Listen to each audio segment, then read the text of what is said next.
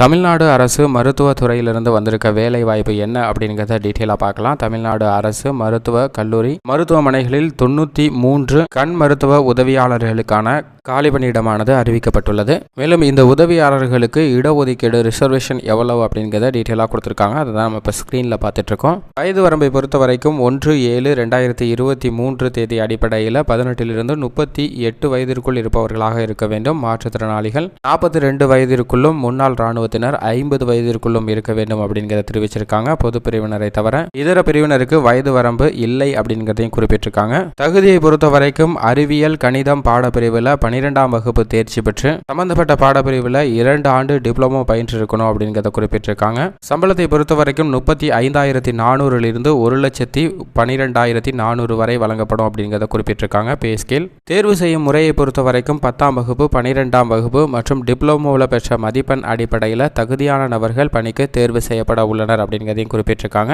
விண்ணப்பிப்பதற்கு official இணையதளம் mrp.tn.gov.in என்ற இணையதளத்தில் விண்ணப்பிக்க வேண்டும். விண்ணப்பிப்பதற்கு விண்ணப்ப கட்டணம் பொது பிரிவினருக்கு 600 ரூபாயும், SC/ST மாற்றுத்திறனாளிகள், முன்னாள் இராணுவத்தினர், விதவைகள் ஆகியோருக்கு 300 ரூபாயும் விண்ணப்ப கட்டணமாக செலுத்த வேண்டும் அப்படிங்கிறத குறிப்பிட்டிருக்காங்க.